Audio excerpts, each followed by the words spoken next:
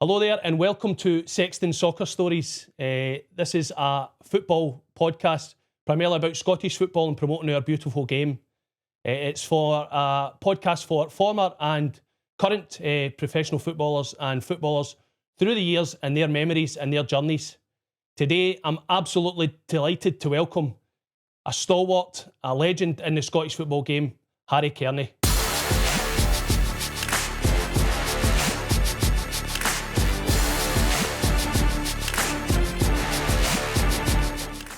Harry, Thanks, welcome to the show. Thank you very much, Brian. Yeah, you made me sound good there, but I don't know if I'll live up to that promise, but I'll try my best.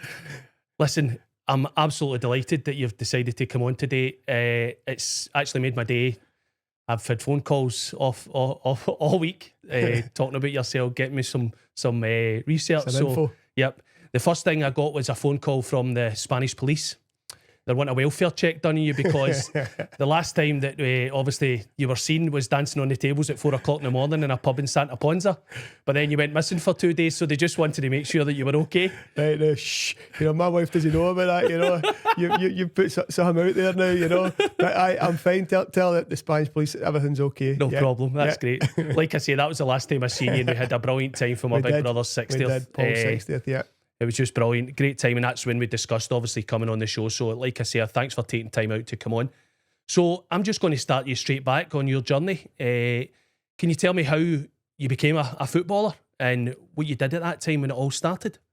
Well, I guess I'd never played much competitive football really, you know, until I was maybe about 15. And I went to a local club called Chapel Hall Boys Club. And I was there for a couple of years. Then I went to Fir Park Boys Club, who were kind of roughly associated with Motherwell Football Club at that time, and so I kind of played there to under 18, and then Air Jones invited me over to kind of do a pre-season with him, and while I was there they signed me up, you know, and kind of that's where my career started then. Okay, so what age would you have been then? About 16? When I signed for Airdrie I was 18. 18, I was 18 because in those days there was no professional youth league or anything like that, you know. There were some people who signed S forms in that day, but not very many. Okay. But I just went straight for being a boys club player in Airdrie. So were you working at that time or were you at university? No, I was a lab technician. When I left school after 5th year and went straight into working in a school as a lab technician in the science labs. Okay. And then obviously you've made the move to Airdrie. Who would have been the manager at that time? Bobby Watson was the manager, you know, and they just got promoted to the first division at the Premier League when I joined. So that was a great time to join, you know, a club who were in the Premier League. Okay, so for our listeners, I think at that time with the Premier League, League One and League Two, is that correct? Yeah. So it hadn't been split? Just 3 tiers. Yeah. So at that time the Premier League would have had Celtic, Rangers, Aberdeen, Hibs, some fantastic and at that time Celtic and Rangers weren't doing so well. They were struggling a wee bit. Fergie was at Aberdeen and they were flying, and Jim McLean was at Dundee United and they were a super team as well. So Rangers and Celtic weren't dominating at that point. Aberdeen and Dundee United were having their fair say in how the league championships went at that time, you know. So would that have been about what, 1980? 1980, that's correct. Right, yeah. No bother. And then when you've went to Airdrie, was it a big lure, obviously, with them getting promoted, thinking to yourself, I could maybe play Premier football here? You know, it was just an opportunity. I never thought too much about the club. It was just somebody was interested in taking me on my next, because that was me finished with boys club football. I was thinking, where do I go next? You know, I don't even think there was under 21 teams about that area at that time. So I just thought it's an opportunity for me to go in and kind of you know, see what it's like playing at a professional football club. And that was great. I'd been at Motherwell to train for over a kind of period of 2 weeks over the winter the previous year, you know, and I knew my fitness was okay, but was my ability good enough? Then that was maybe something else, you know. Yeah. So when you went and signed for Airdrie, what kind of players was in that team at that time? Well, probably the main person people would know about was Sandy Clark. Fantastic. You know, Sandy Clark was a great striker and he scored a lot of goals over those 2 years. And at the end of those 2 years, he actually moved on to West Ham. You know, and spin off of that was we got to play West Ham in a pre-season friendly. You know, so that was great. They come up and they played at Broomfield 1982. That'd have been. So do you think that was part of the contract? I think that'd been part of the deal. Right. You know, with a goalkeeper, John Martin. Yep. And John, you know, was a fantastic goalkeeper. He was at Airdrie probably between 15 and 20 years. All his career, that was the only club he played for was Airdrie. you know, and with the kind of two Andersons, George and Norrie, you know, they played at the back as well, with Willie Maguire, Ian Gordon, Brian McKeown played in midfield. You know, fantastic. A lot of old mates of mine who kind of played there ended up at Stenhousemuir with me. You know, Harry Irwin, David Thompson, Colin Walker, Tam McCafferty.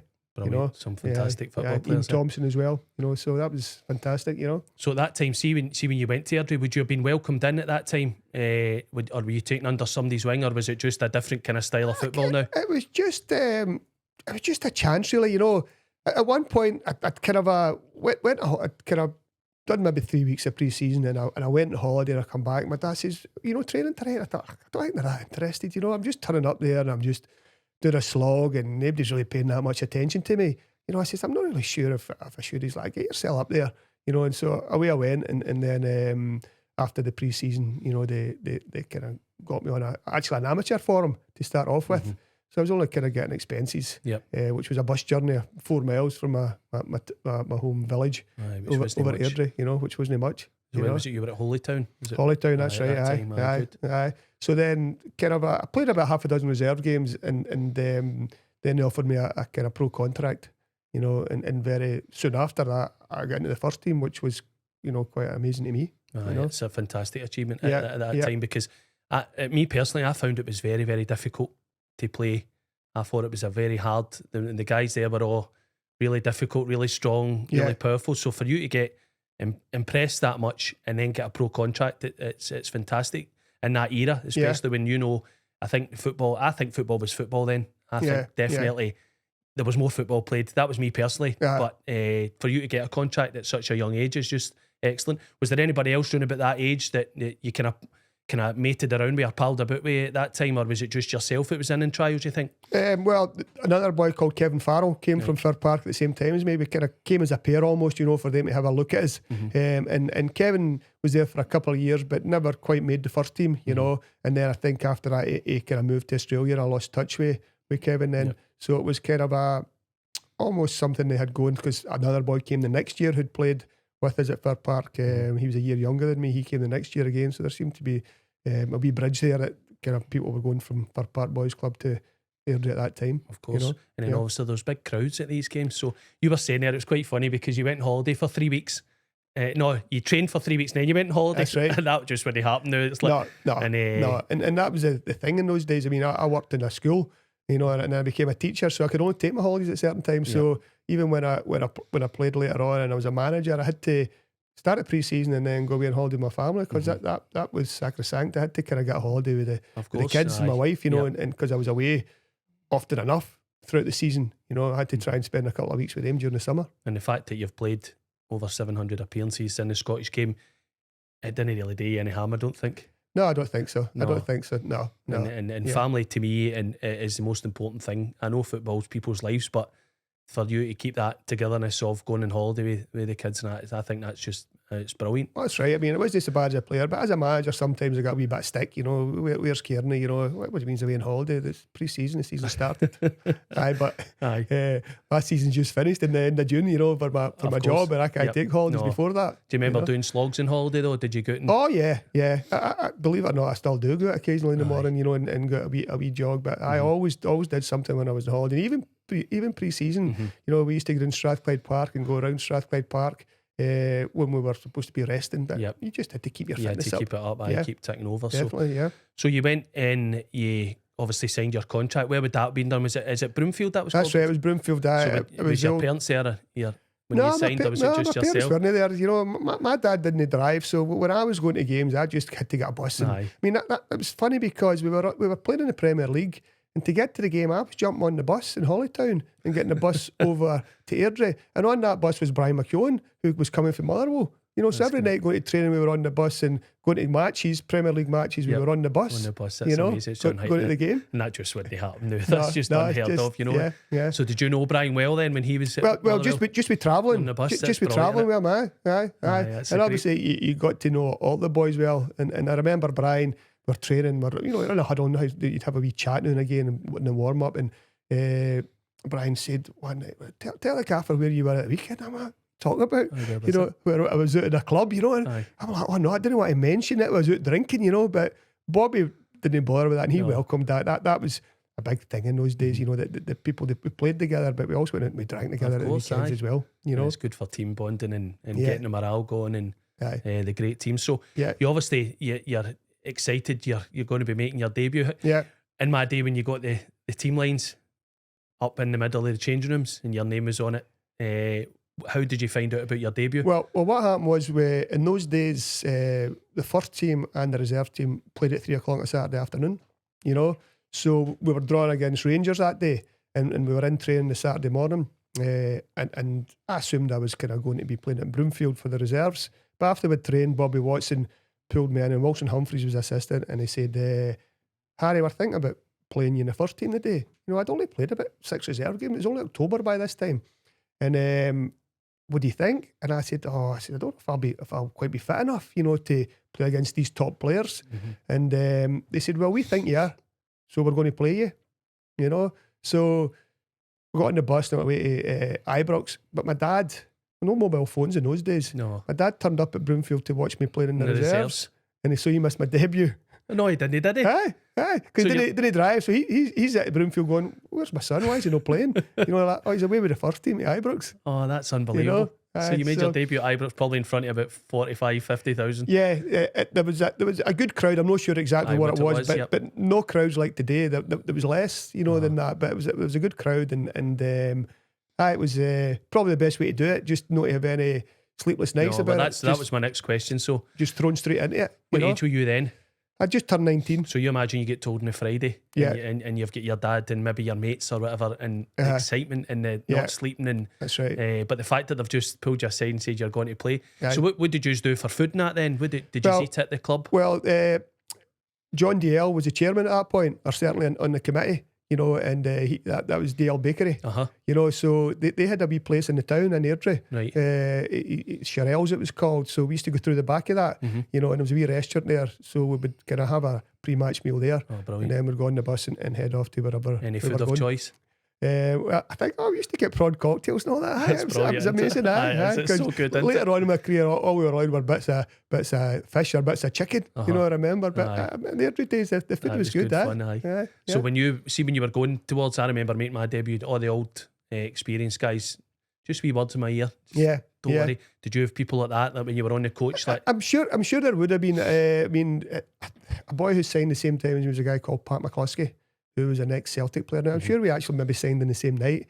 And Pat had came for Dumbarton. Now Pat is a fantastic guy, and he always looked after the young boys. He encouraged, for a guy who'd, you know, won lots of things with Celtic and played in European Cup semi-finals. Pat, you know, he always had time for the young boys, and I always remember Pat encouraging me. And Pat was playing that day, and Pat would be on the bus, and we all liked the game of cards, you know, and so that kind of took away the nervousness as well. We all interacted with each other on the bus, you know, and Pat, when you got on the pitch, Pat always looked after us, you know, always great, encouraging, never condescending or never giving you a row, just kind of saying, keep at it, Harry, you're doing well, you know, which was great. So see, on the way, did you get the welcome when you got off the bus at Ibrox? Or was it not? So no, I don't remember any of that. Did you not feel on top of the world though when you were just getting up through the steps? Great. You go in there and you walk up those stairs and you go into those changing rooms and you know it's true. And people had said about the pegs being really high to try and scare you, and that was right. I mean, you had to stand up on the bench to reach the peg. Is that right? As if the next door was a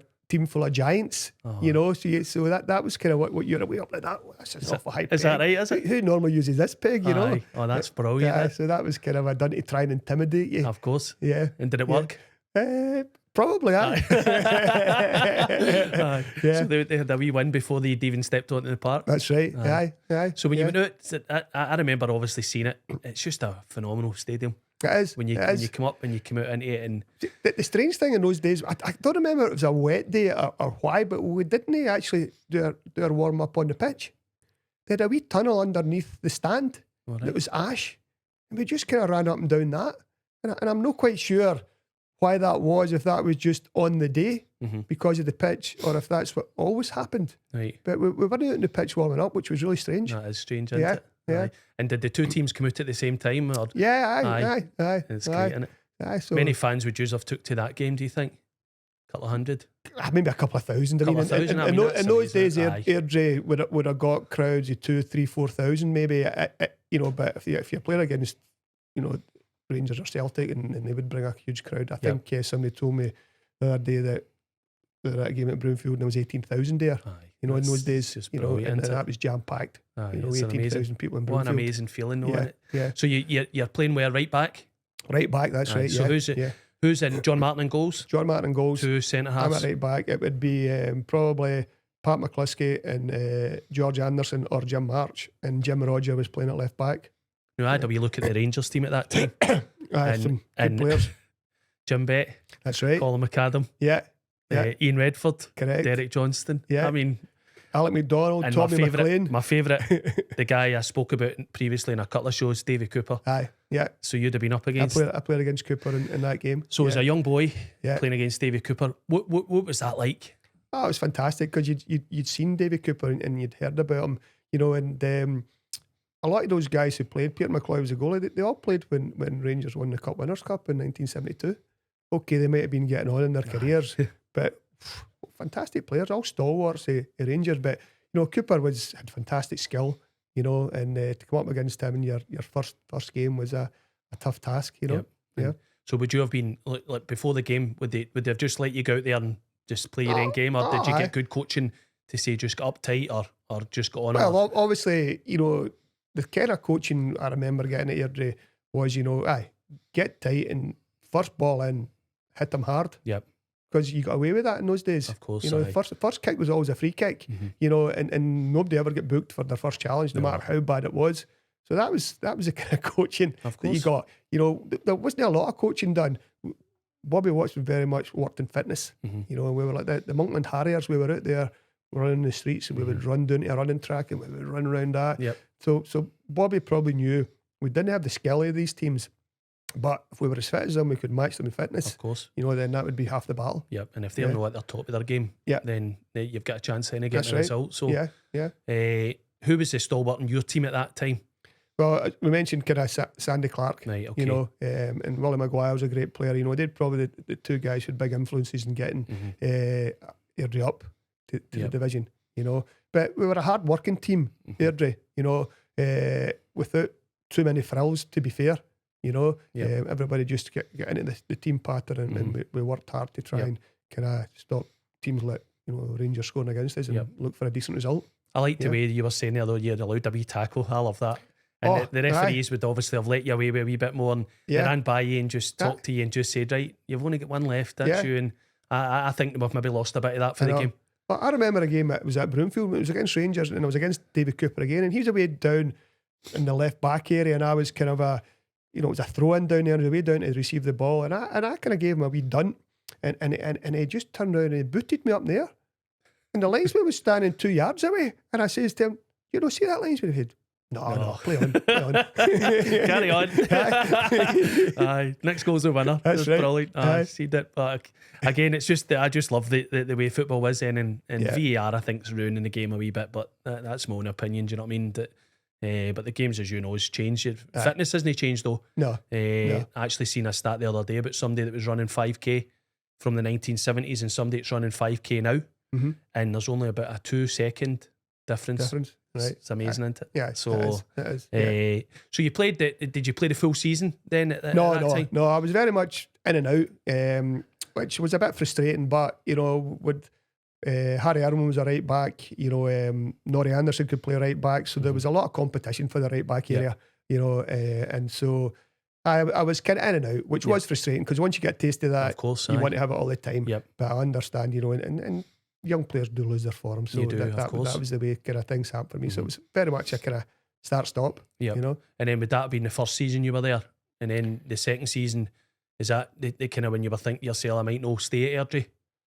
Well, I had 3 seasons at Airdrie, so in the second season, I think I made maybe 12 or 13 starts each of those seasons in the Premier League, and then a new manager came. Bobby Watson left towards the end of that season, and a new manager, Ian Munro, came in, but Ian signed me for another season, and I probably maybe played 20 to 30 games, Bill Munro, and then I kind of moved on after that, Where did you do your pre-season and stuff?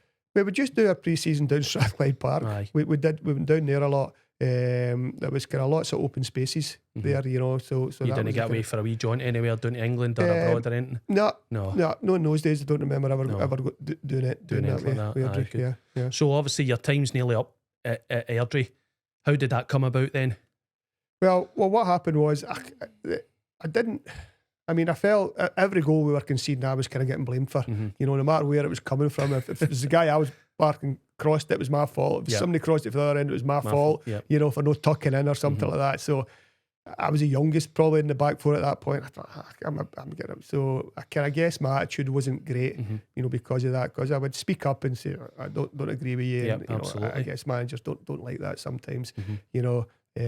But so I didn't play towards the end of the season. I could see it coming, and the old kit man said to me a couple of weeks before the end of the season, old Billy McLaughlin's like, Harry, I've passed your name on to Jim Black. I'm like, that Jim Black? Where is he? He's the manager at Stenhousemuir, obviously. So this was before I'd been officially told, you know. And it's coming for the kit man. Manager. The kit man was telling me that I was getting released, and I was. Jim Black would be interested in speaking to me, you know. Oh, it's amazing. And there been any agents at that time, was there? Oh, no. So the kit man, so after your couple of years service, you've gives your kit back. That's right. You're moving. So did Jim Black then contact you, or somebody for Steny contact you then? Jim Black contacted me, and I went and spoke to him, and I think Stranraer had been in touch, and I went and played a couple of games for Pollock at that time as a trialist, you know, because they were interested as well. Pollock Juniors, but I decided I would just stay senior, and Stenhousemuir was the closest. So where were you staying at that time then? I was staying in Airdrie. Right, so Stenhousemuir's that's ideal. So did you then get a full-time job then? Or did you already? I always had a full-time job. As a lab technician, and then Airdrie we were always part-time. Right, okay. Even though they're in the Premier League. I mean, those days probably there was 2 or 3 teams in the Premier League. Maybe Morton would have been part-time as well. Yeah. You know, there wasn't a lot of full-time clubs. I even remember when Morton went full-time.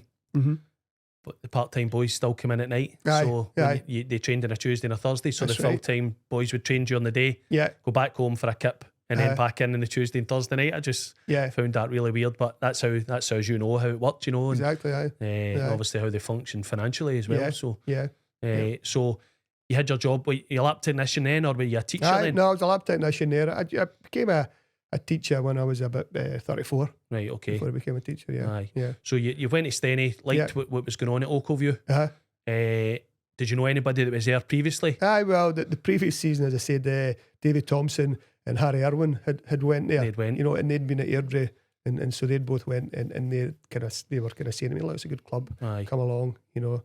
You always reach out, don't you? Reach out to people that what it's like, and obviously if it suits you locality wise, then it's brilliant. So you went to Steny.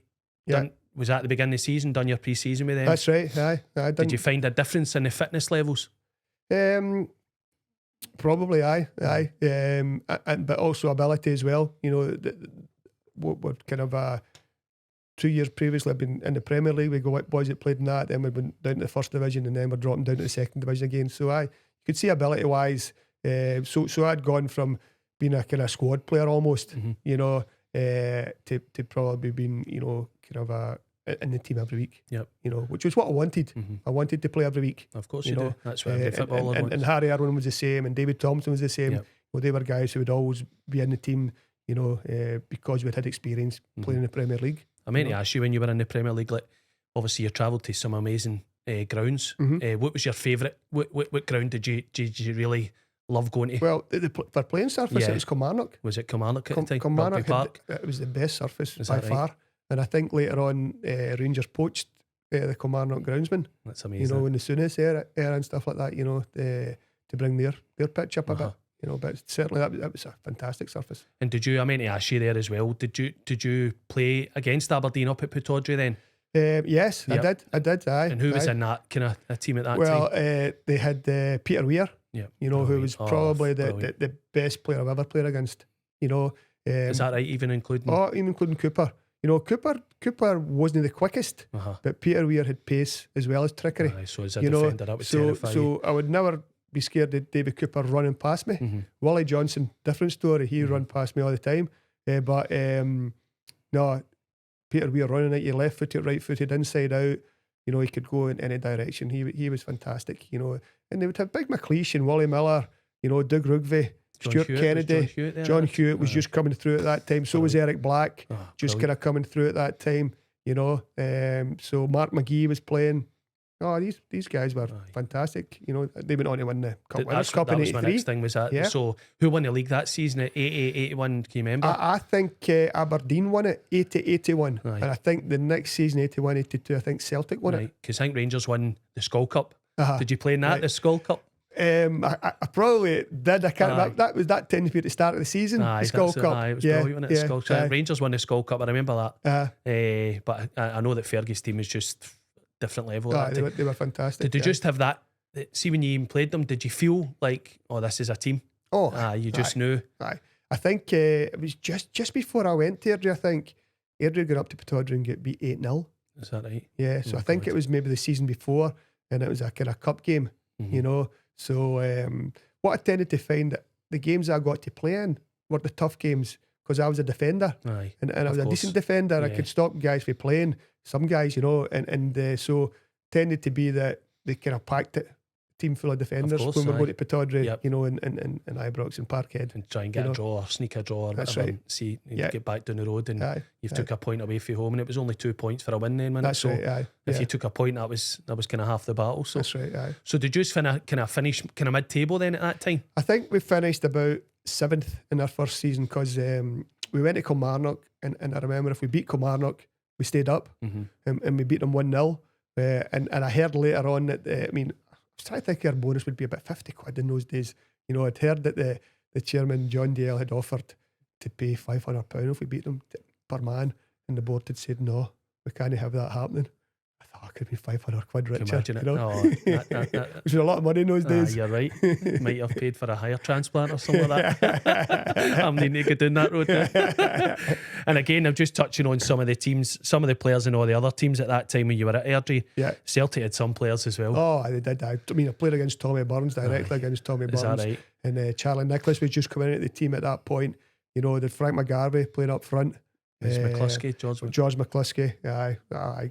Good players. What was Tommy Burns like? Just Tommy Burns, gentleman. I later played against Tommy Burns when he was at Kilmarnock, and I didn't play midfield very often, but the manager at Stennismuir said, go in and mark Burns, you know, and again, you're trying to be as hard as you can, and he never said a word, you know, he just kind of shook it off and got on with it. Did he just go on with it? Just got on with the game, and I met him later on at a coaching course, and he came up and he said hello to me, you know, and this was a guy who was running after him, trying to kick him, you know, because I couldn't match him for skill, and I was thinking, right, like, just got to stop him from playing, you know. But he remembered me, you know, and he came over and he spoke to me, a real gentleman. And that's it. And obviously, but I never get a chance to see that guy, like, kind of apart from the terraces. But everybody that mentions him just said he's an absolute gentleman and a phenomenal football player. Fantastic player. And the fact that you actually got to play against him for me, it's just. I remember again, he was away back deep left, and I was up marking him, and he made this run across the pitch, and it was about the last 10 minutes of the game, and he just kept going. I'm like, pass the ball. so I don't need to chase you. Of course, you know? But fitness was great, but great ability as well. Really fantastic. And that's what kind of changed it, didn't it? The ability just takes you to the next level. And so who would have been in goals at Pat Bonner at that time? Pat Bonner would be in goals. Danny McGrain was playing. Again, another kind of legend of Scottish football. You know, fantastic player. And I think he had some engine as well, Danny McGrain. Aye. So who was that? That wouldn't have been Kenny Dalglish's era, was it? No. Dalglish was away before, and Dalglish left about 1976. So that's what I'm saying. What a CV then at that time. You're playing at all these stadiums, and it's just like, do you ever sit sometimes and just say to yourself, like, I know that we're here today to talk about it, but do you never just sit and go, wow? Occasionally, you know, it's funny because I meet some people and we talk about football, and they're like, really? So you did that? And I was like, aye. And they're like, I didn't know that about you, you know. You know, so it's quite nice when of course, you do get a chance to talk about it. And I go out often with your brother Paul and the guys we played with at Stenny, and we just talk a load of rubbish, but we just reminisce about those days, you know. And you've got to do that. You've got to kind of keep those memories. Do you think people take it for granted now? Maybe. You know, I'd like to know how many people do kind of meet up now with guys who played with 40 years ago. You know, but which is a testament to Scottish football, I think, in particular. I know that obviously there's loads of people that stay in contact, but during that era, I think that was the era when people were more, they'd go out together, they'd drink together, as you already mentioned. Yeah. And there was that bond of respect. I don't think there was many fallouts. I don't think there was many big egos. Everybody, I think, was just in it together, what you're telling me. Oh, definitely, aye. All mates together, all for one purpose, to win a game, you know. And for the manager and the coaches to understand, right, we need to give him a cuddle today, or we need to tell him that's no good enough. And I think that just overseeing all of that is just testament to them as a manager as well. Definitely, aye. Yeah. So you went to Stenny. Sorry, we digressed there. It was great. It's okay. So you went to Stenny, you signed up. So I've got it down here as 1983. That's right, aye. So would you, did you have any kids then, or were you? No. So you were still able to. Didn't come up for another 13 years. 96. Aye. So you were quite happy then. You were able to work during the day. Yeah. Did you go in for a wee sleep first, or did you? No, I tended to just go straight there because I didn't drive. You know, so I was just still going by public transport. You know, and when did you start driving? Can you remember? About 28 or something like. You know, I kind of got maybe even older than that. I got a testimonial for Stenhousemuir. I could drive by this time, but I didn't have a car. And we bought a house and had a garage, and we'd nothing to put in the garage. And so when I got a testimonial at Stenhousemuir, I bought up my first car.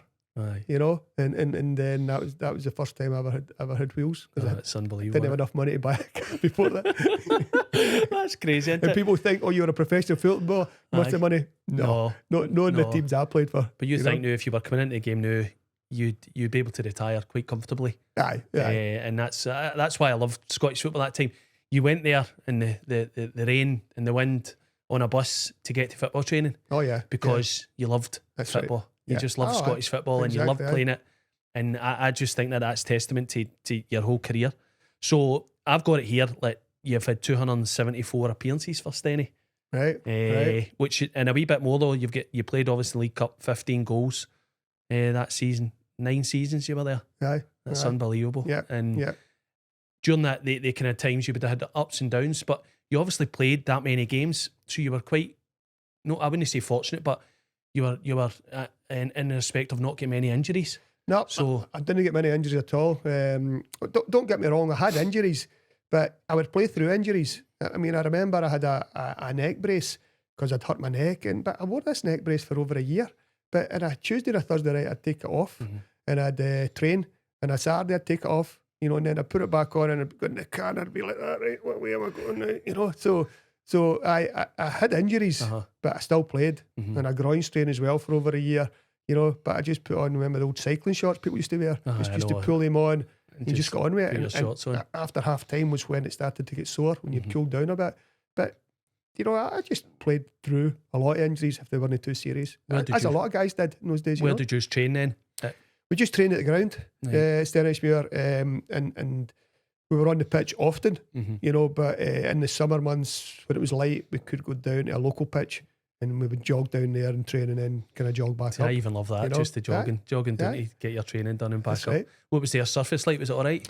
Surface was okay. It was a big park. Stenhousemuir was quite a big pitch, and obviously they've went AstroTurf in the last 10 or 12 years, even maybe more than that. But at that time it was a grass pitch. But it was a fair size surface, and it was always in good condition. Yeah. Do you remember when you scored your first goal? No, you can't remember. No. So I could have. It could have been a penalty. It was a penalty. And I remember once I scored the first goal of the season because we got a penalty in the first minute and against Albion Rovers. And I remember that. But I did score maybe 2 or 3 that weren't penalties. You know, but I don't remember too many of them. No. I know, because I was looking at the stat, 16 goals over 700 appearances. So I was wondering what your dream was. 1 goal in every 230 games. Well, see, the thing was, I took penalties, but I often, when I went to Brecon, I played sweeper. I can honestly say that I very rarely crossed the halfway line. You know, so I never went up for corners until Dick Campbell came in, and Dick's like, why are you not going for corners? You get yourself up there for corners. Because I thought it's a long way to run back. You're quite happy. Because when Dick came, I was probably about 38, 39, and he had me go up for corners now. I was having to chase back to get back up the road. Yeah. So when you were at Stenny, what kind of players were at that time that kind of stood out for you? Well, obviously, at that time, Stenny were a kind of selling club, you know, and anybody who was kind of shown a bit of promise, they would kind of sell on. I mean, your brother Paul come in. you know, and great left foot, scored about 12 goals for midfield in a season or two, and then he was off. You know, he went to Brecon. You know, there was other players like Ian Thompson. You know, he moved on to Partick Thistle. You know, David Thompson moved on to Stirling Albion. So there was guys coming in. Big Grant Reid, centre back, moved to Dunfermline. So there was guys coming in all the time, doing well, and they were moving on. But I was thinking, why am I not moving on? You know, and these boys are moving on. But and in those days, it was pre-Bosman. So I signed for Stennismuir for a year, and after that I couldn't go anywhere unless somebody came in and paid a transfer fee for you. You know, so it was just a case you had to kind of sit tight and hope your wages would go up, but often they didn't. You know, no signing on fees. It was just they had you. But that was the whole of Scottish football was like that. Junior football was like that as well. You were kind of stayed with a team until somebody came in and offered money to take you away from that team. You know? So do you think the game became a bit better once the Bosman kind of come in? Well, I think it did for the players. For players, I think it did for players. That the players then had a freedom of movement. Of course. You know, and once your year or your 2 year contract was up, if anyone was interested, you could make on. You know, or make yourself available. You know, and people knew that you were then available to kind of move on to other clubs. Because players, I mean, at the end of the day, players are there. It's a career, short career. Could be ended really suddenly. You've got a young family, so they're well within their rights to. With the Bosman coming in to negotiate after 1 or 2 years, I thought it was a great idea for Scottish football, you know, and there must have been chairmen up and down the country kind of. Well, that's it, because all of a sudden those small transfer fees that clubs were getting in the lower leagues weren't there anymore, because people just waited until their contract was up and they moved on. So do you think, this is a kind of question you might know about because the amount of times you were in the game, 24 seasons you were in the game, there's a couple of clubs went into administration recently, Inverness and Dumbarton. Do you think they're feeling the pinch then for the way the game is just now, or from Bosmans or players, or do you just think it's just the nature of the beast now, it's just very expensive? I think they're probably feeling the pinch because they're maybe over budgeting and paying guys too much money.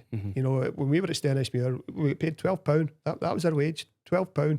Never changed for about 5 or 6 years, you know, but that was within their budget. They could manage that, you know, so they were never in any danger of kind of going under because of that. But well, obviously Airdrie, my old team, they went under. Of course, you know, they had to change their name to Airdrie United. You know, so clubs, try to go full time. Airdrie went full time at that time. Still are, right enough, but I think the clubs try and push the boat out a bit too much, and they pay the price for that. And I think the introduction, obviously, the 4G pitches is to try and get the community money in and keep sustaining. Which I think is a good idea for small clubs. You know, absolutely for sustaining. But obviously, you've got Falkirk's flying high now, and they're in that park. So there's going to be some pressure on them to change that when they go to if they win the league, they go to the Premier League. And where do we how do we help them? And how do we kind of maintain? Do they share a stadium with somebody, or I don't know. I know. I think I heard they're maybe going to be given a year to kind of if they get up this year to kind of change it over and have it ready for the next year. But that's a lot of money. Of course it is. And then they can't get the money in because no one else is training on it or using it. You know, the youth teams can't use it then either. You know, so it's costing them more money to send the youth teams out to other premises. So you know, it's very difficult. So I heard you speaking about Ian Thompson there, Topper.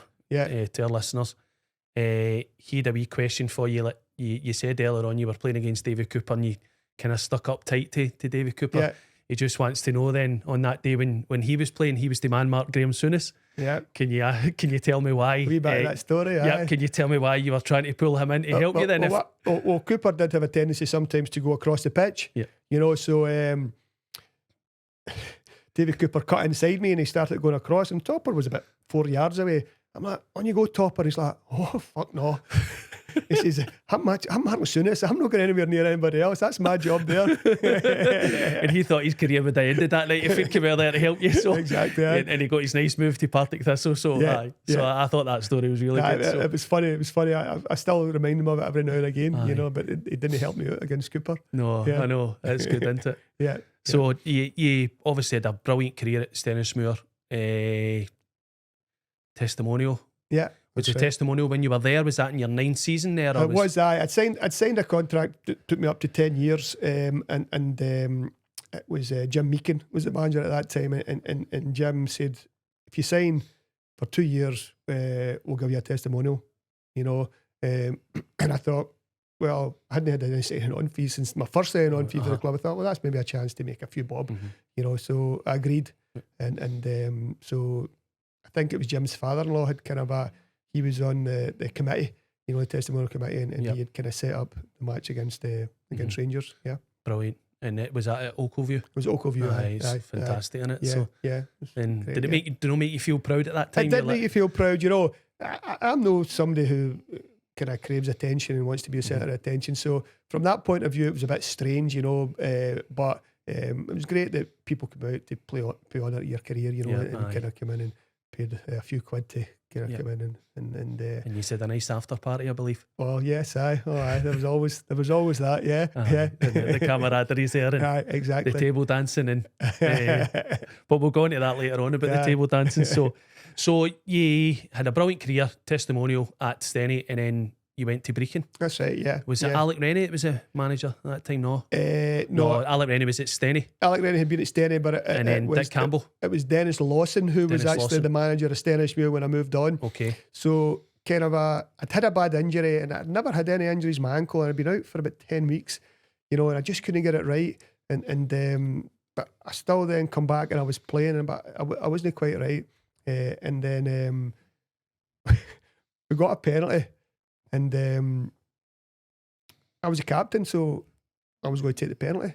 And Dennis shouted on the side, no, don't you take the penalty. Give it to Stevie Pryor, who was a centre back with St. Feast 5.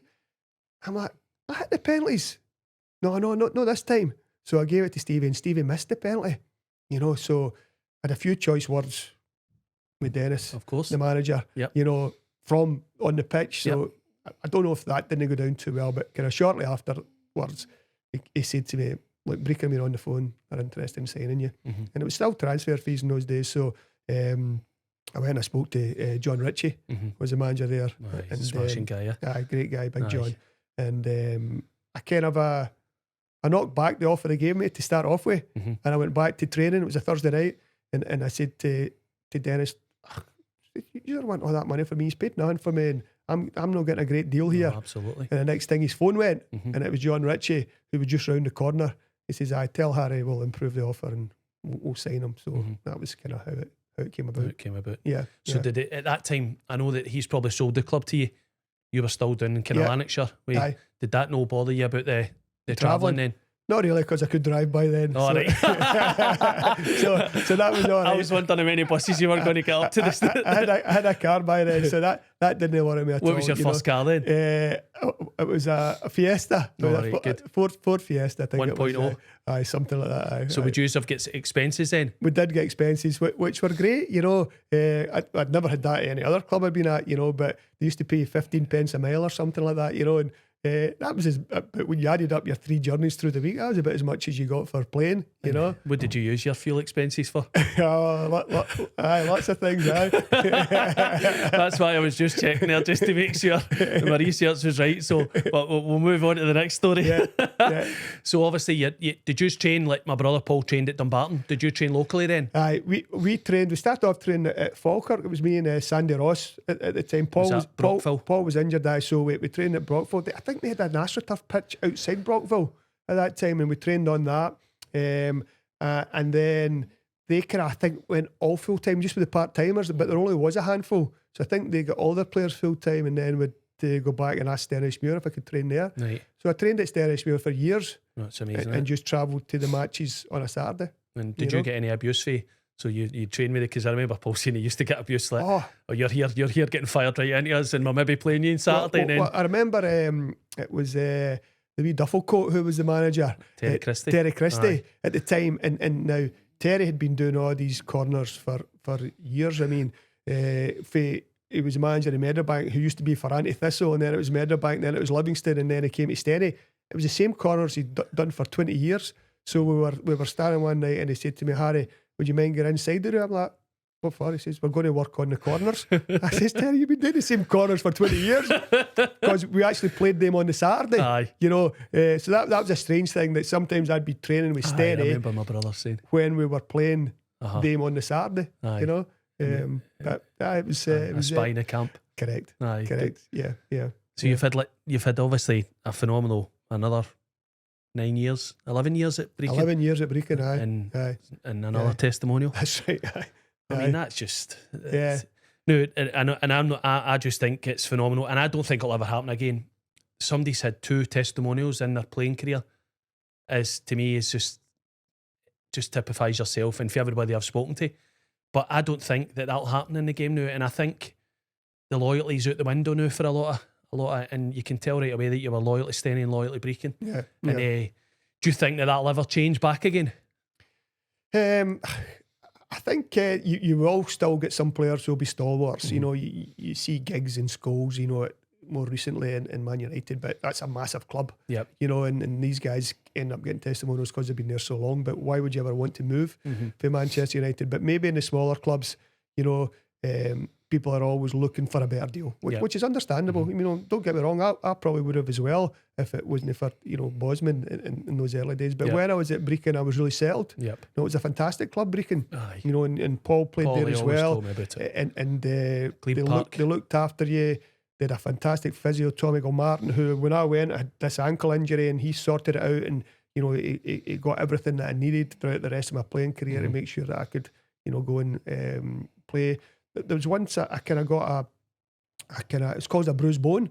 Now I'd played for 3 or 4 games and I think there's something not right with my foot, and Tommy sent me up to this place in Aberdeen where they opened it up for us so I can get an MRI scan. The doctor came, opened up the facility, gave me an MRI scan and said, oh, it's this bruised bone in your foot, that's why the x-ray doesn't detect it, but the MRI scan did detect it. But Tommy had all these contacts. It's amazing, isn't it? Could get you the most amazing treatment. You remember that now. So if you've been treated like that, then that sticks in your memory. And then if somebody phones you and says, Harry, I'm thinking about sending my boy up to Brecon, you'd be like, oh, absolutely. Correct. Come in and so obviously at this time you had a good team at that time. You just got promoted. When was that? Can you remember roughly? Well, it was my first full season. Oh, was it? It was so 92, 93. 92, 93. Unfortunately, your Paul had a really bad knee injury and didn't play much that year. But he still came on the holiday we went on at the end of the season. You know, Santa Ponza. Of course. That was you had a good time there. We had a good time there. We played the last game of the season having to beat Clyde to get up. We were 1-0 down. And Stranraer were winning like 4-1 at Steny, so they were going to go up instead of us. And I remember the ref kind of saying to me, keep going, you never know. Got an equaliser, and then we got a penalty in the last minute of the game. You know, and it was televised, that game, because all the other leagues were finished. It was the only game that meant anything. And we got this penalty in the last minute. And big Sandy Ross had kind of said, any penalties, I'll take them, Harry. And I turned around to give the ball to Sandy, and he was back in our penalty area.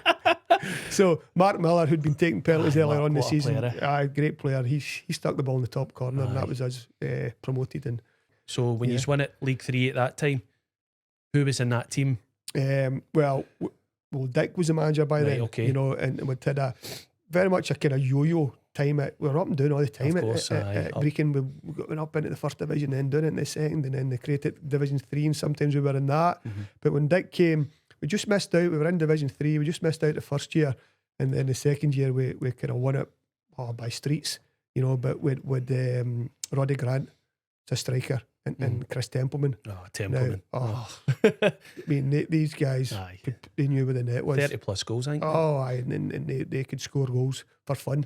You know, so that was a big bonus to us. Of course, you know, bringing these. If you've done your job defensively, you knew that these guys were going to get. That's right. The opportunities to. And I don't know, did Templeman, did he win Player of the Year? I think he did win Player of the Year one of those years, because we then went into the next year and we got promoted again. You know, so we had kind of won the championship and then get promoted the next year. You know, and was that kind of the kind of same basis of the team? Did you strengthen it in like that? Well, Dick was always bringing guys in, and Dick would always look for loan players. Dick's always get great contacts, you know, and so you maybe get a couple of boys in for Dundee United on loan, you know, and so that all helps the team, you know, because these are guys who are working full time at the game, you know, and you bring them in, and that gives you a wee lift again, and we move. So what was he like then to be a manager? Dick was some character, you know. I'd kind of known Dick. Dick always says, you know, he was always involved. He would be running about. If he didn't have a job himself, he'd be kind of running about there and maybe going scouting for them. And him and John Ritchie and John Young you know, they kind of and Pink, Ian Campbell, Yep, that's of course, Dick's brother. aye. Yep. The four of them always kind of work close together, Mm-hmm. and if one was in a job, the other three were involved, you know, in some way or another, which was a great way to be. Trust element right away there. Exactly, aye. So Dick was fantastic, you know. And were you the captain right away then? I was a captain when Dick came in and he kind of kept me captain. I remember him phoning me up the day after he got the job and he said to me, "Right, Harry, I hope you're not taking this club to the cleaners." I'm like, "What are you talking about? Hope you don't take a lot of money at the club." I says, "Dick, I'm not taking a lot of money because I've never got paid much at Brecon, you know." Aye. But that was him kind of setting his mark, saying there's nobody here getting more than anybody else, Yep, you know. aye. But aye, great character, but good coach as well, Dick. You know, whenever he allowed John Young and Ian to take the training most of the time, but if with a really big game, you know, Dick would maybe come in and say, "Right, let's work on this shape and let's do this." And really good coach, but blood and thunder guy. Aye. You know, first game we played was either a cup game or a pre-season game or both. We were 2 leagues above us, and we get beat 2-0, and Dick came in and he went crazy. He was ranting and raving. "That was fucking rubbish, guys, rubbish. You know, need to do better than that if we're going to do anything." And then he went away into the toilet and he come back out and he started shouting again. It was at our Brotha game, you know, and so I went out and I was doing my cool down. I was just to myself, just kind of always did a cool down after a match. And he came out with a cigar and he's like that. "That wasn't too bad, Harry, was it?" I'm like, "What are you talking about, Dick? You've just been giving us pelters." He says, "Aye, we're no far away though. We'll do all right this year." So that was what he was like. Just keep you on your toes, but kept us on our toes. Course, kept us on our toes, you know. But great character and still going strong, which is great to see. Well, he's 71 now, so I knew he'd be around about that. So when you were in the change room at that time, did you realise that obviously when he came in you were delighted because then you wouldn't have been the oldest in the changing room then? Just about, because I played against his brother Ian when he played at Dunfermline as a striker, so I was directly against Ian, so it was good that I wasn't the oldest anymore. I've had the privilege of meeting him just over the last couple of months, and obviously mentioned yourself, and he was saying he used to give you extended periods of time off. Now, and I'm doing this as politely as possible. He's saying that it was to give him a break from your amazing chat. So would you know what he means with that? Oh, aye. He always called me boring. You know? And he always called his brother Ian boring as well. Pair of boring bastards. You know, if you didn't smoke 40 fags a day and drink a bottle of whiskey, you know, then you're boring. Then Dick thought you were boring, you know, and so that was the kind of guy that Dick was, you know. But amazing. Never bothered me, you know. It's brilliant. But you need that banter and you need that togetherness. And he trusted you so much that he kept you in the team all that time. Well, that's right. Aye. Mr. Dependable, he said as well, you know. So, when you were talking about the conversation, that's exactly the way he talked. It was brilliant. So, we got to the cup final, the Challenge Cup during Dick's reign as well. We played Queen of the South, and I remember. Was that? What part was that at? That was at Cumbernauld. It was over at Clydes Park. All right, okay. I played over there. So, and Dick was kind of saying Harry Cairney will be the captain. He'll be the oldest captain in a cup final because I think it was maybe 41 at that time, you know. And I'm thinking, this is my last game. You know, I'm going to get through this game, and that'll be me finished. Done, and he'd signed a boy for Hibs who played midfield sometimes, but I thought he's going to put him into sweeper Justin. I can't remember his second name. Good player. So sure enough, after the cup final, we're away at Berwick, and he says, "Right, team, sweeper Justin." That's me. And he says, "Harry, you're going to be marking." I'm like, "I've not done that job for a while, but I'll do it anyway." Yep. You know, but I kept going to the end of the season. I kind of kept I think I ended up back at sweeper again. Of course, you know, till the end of that season. You know, and that was me then finished then after that. Quite sad. Aye, sad, aye. It's my choice, right enough. You know, we kind of finished that year again. It was a last minute goal by Big Sanny, Big Chris Templeman. He stuck his belly out, and it honestly went off his belly into the net, and that made it 2-2. And that point was enough for us to get promoted. Aye. And then the end of the game, well, we just travelled ourselves, and the bus was going up, and there weren't any celebrations going on. And we didn't know, nobody was signed for next year. We didn't know what was happening. And then Dick phoned me up the next day, you know, and he said, "What do you think, Harry?" And I'm like, "No, Dick, that's me. I've had enough." I says, "I've struggled enough this year." Aye. I says, "Going up another league again, and I'll be 42 by the time the season started." I says, no, I think it's a good time for me to kind of bow out, you know, which I think he took, you know, well, because I think he might have been thinking the same thing anyway, you know, but he was quite happy that it was me that said it to him, you know, rather than have an awkward conversation. No. You know, yeah. Like, it's the fact that 710 appearances. Yeah. Is it's just amazing. The top 5, so you're 4th. And I think we had this discussion when we were in Santa Ponza, firing out some names. There was an Englishman in the top 20 and an Irishman in the top 20. Do you think that you could tell me who they were? An Englishman and an Irishman in the top 20? Yep. So your friend John Martin was at the top. He was Pat Bonner? No. So Oni Coyle. Oh, Oni Coyle, of course. Top 20. What a goal scoring machine and Oni Coyle Bob was. Ferrier, Motherwell. Right. But you were saying John Martin he's right at the top. Aye. 900 odd appearances. No, that's Graham Armstrong. Graham Armstrong, sorry. And John Martin was your goalie. He's the top 5. But I mean, it's all guys who were around about my age. Yep, they all kind of played 24, at that time. 25 seasons. Yeah, and yeah. Again, you're looking at guys now and they're getting to 31, 32 now. And just the way the game's changed, it's so physical now. And fitness-wise, I don't think people will play for 24, 25, 26 seasons. Goalkeepers, maybe. Yeah. You look at Craig Gordon and guys like that. Maybe goalkeepers, but outfield players, I don't think that they'll continue to go down that road, you know. So obviously with all the games, you've obviously must have learnt a few bits and bobs from managers, coaches. Is that what drew you into management then? It probably was. I love football, you know, and I just wanted to stay involved, you know, so I kind of thought, right, finished playing now, what's the next step? You know, and I wasn't immediately looking for a job. I took boys teams at school, you know, and I took the reserves when I was at Brecon as well, when I was still playing. And one day I would take the reserves. And so I kind of got to about October and I started getting bored. You know, the weather wasn't good, and I thought, right, what could I do here? And I thought, right, I'm going to start looking for something here. So did you have your badges then at that point? I had my B licence. And I had my first part of my A licence. Was that down at Largs? I had done that down at Largs, and I met Dick down there as well. Dick was one of the coaches. In fact, he was one of my coaches at one of those years. So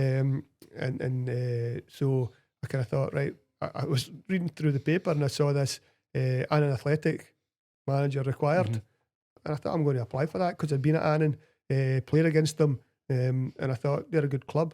I'm going to see if they'll take me on. So I applied for it and went through the interview process and ended up getting the job. And did you have somebody in mind to be your assistant at that time? Or? Well, I'd kind of at that point I'd been travelling up and down the road with Stuart Sorby and Sandy Ross for years to Brecon, and so I'd kind of said, look, if I get something he's interested, and they said yeah.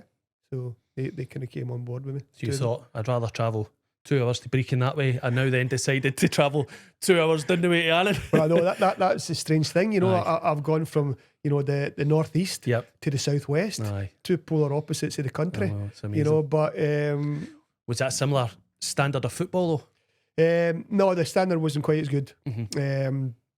Annan were a good team in it was East of Scotland League then, now kind of the Lowland League, and Annan were a decent side.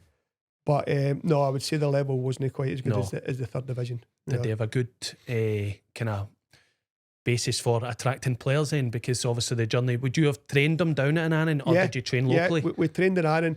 They certainly had a lot of good players from the kind of Dumfries area, maybe a few from the Carlisle area, you know, but I found it difficult to attract guys with kind of a league experience down there, you know, because they weren't paying a lot of money. You know, and you know, all the junior clubs were paying better money, of course, than what they were paying. You know, And then you then decided, I'm not wanting to go down here. I want to go back up the way. So how did that come about? You went to Arbroath? That was really through Stuart Sorby. Right, okay. You know, we'd kind of just done a pre-season and we'd kind of started it down at Annan and Arbroath were looking for a manager, and Sorb said, Arbroath looking for a manager. I said, I played for Brecon for 11 years. That's not a good match. No, of course. You know, you see the top just over your shoulder. Exactly, and he said, I'm going to phone the chairman. So he phoned the chairman, John Christensen. They said, no, I've not appointed anybody yet. I was still looking, so we'll speak to you.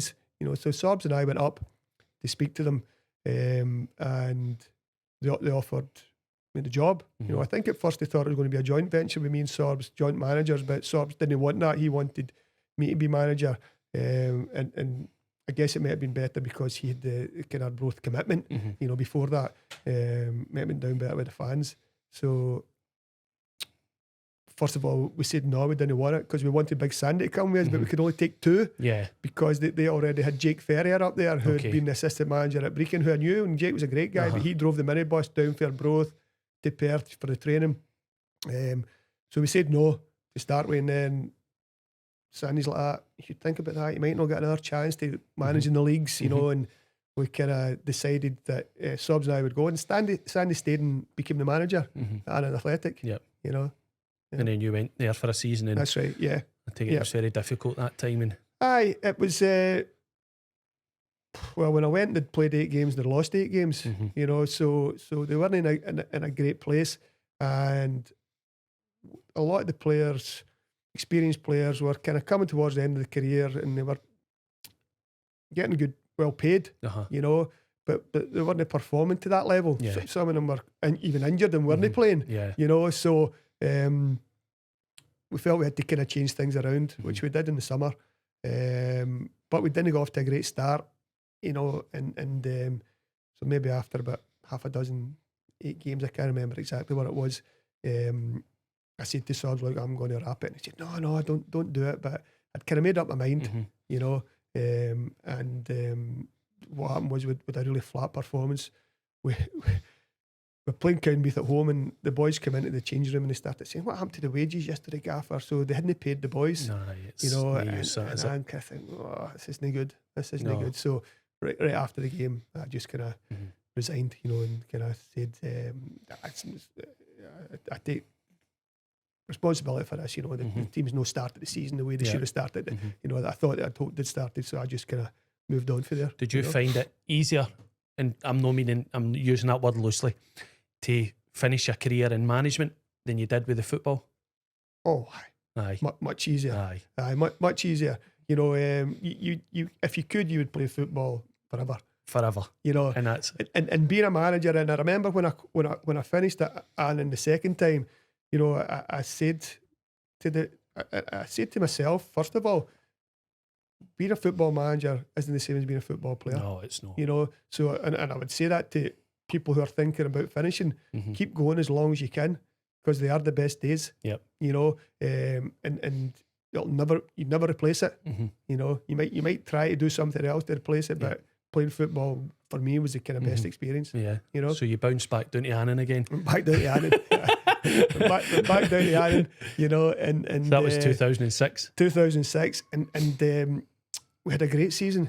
You know, we won the league, and we won about 10 matches in a row to win the league. Spartans were the main opposition always in that league, and they were top, and we overhauled them by winning the last game of the season down at Galabank. You know, were you surprised to see that the way Spartans are coming up into the league now? Then no, you wouldn't have been surprised. No, sorry, they had a great setup, and I really always thought they had a great place to attract players to, and being in Edinburgh. You know, Annan's kind of a you know, very rural. You know, and to get boys to go there can be difficult. You know, I know Jim Chapman maybe did things a bit differently, but he trained up in Glasgow, so that's easier to attract people in if you train in Glasgow. But I always trained down in Annan because I felt the club belonged down there. You know, and so then it was hard to kind of bring boys down there. But Spartans, I always thought if they got up, they should do well, because you know, they could attract people. So you had a good 6 years down there at Annan. And then, so by this time you've got children, family. Did you find the time, that's me, or had been praying in your mind for a period of time? A wee while. I kind of that what happened was you're only partial members of the SFA until for 4 years. You know, so I wanted to try and stay the 4 years at Annan, because there's certain they have to have certain facilities, they have to have certain level of coaches at the club. You know, so I had my A licence. My assistant manager at that time had also his A licence, so we were kind of fulfilling that criteria. The club were well organised, and they were building the stadium and making things better on that side of it.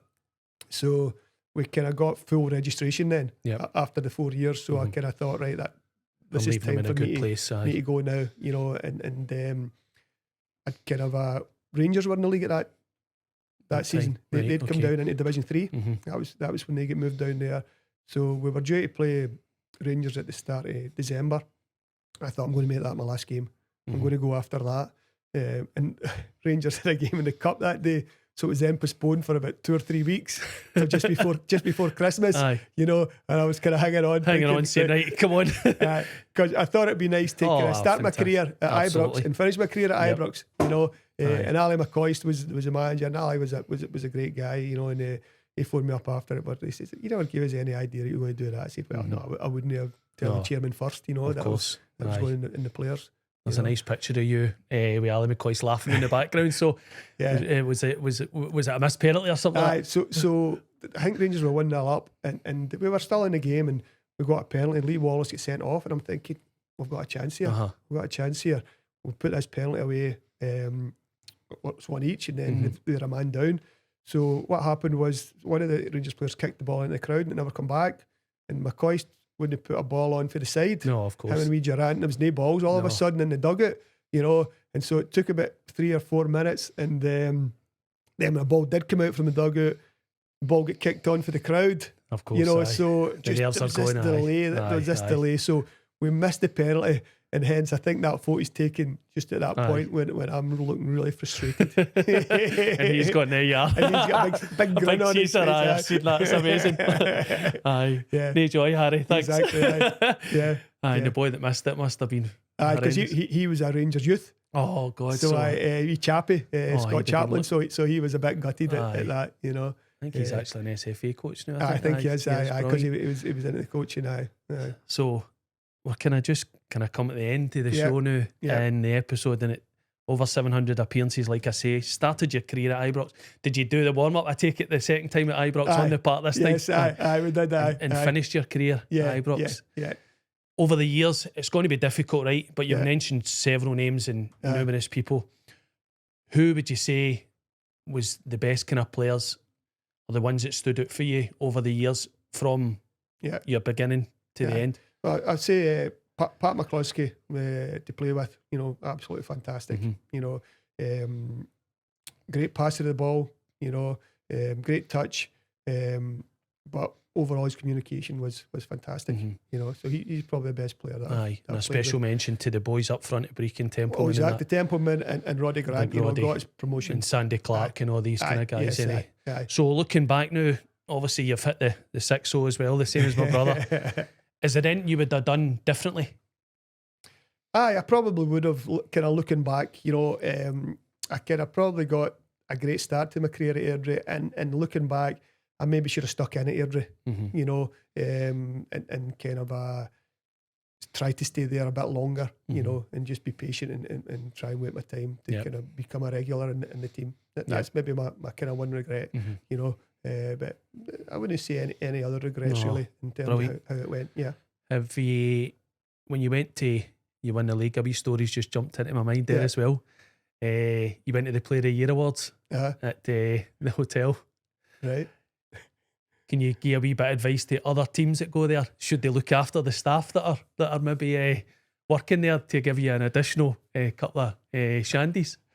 Brian, you need to. I know you're my memory's no great, so you need to remind me what was happening there. Okay, so you went with Hammy, your friend, to the night out, and I was to ask you about how you had a few shandies and you were well renowned for maybe taking your shirt off. Would that have been correct? Well, that probably was. I don't know where that came from. You know, it wasn't as if there was any rippling muscles under there. You know, and all the other teams were wondering how your team were all steaming drunk and they'd only had a couple of pictures of beer. So the secret is out there that you should tip the waitresses and the waiters. Well, we went to the SFA dues. You always tip the waiters and waitresses at the start, and they make sure the jugs of beer kept flowing to that table. That's correct. And you watch out for the guy that serves his top off. Correct, But I've looked at and I've spoke to numerous folk about you, Harry, and everybody said phenomenal trainer,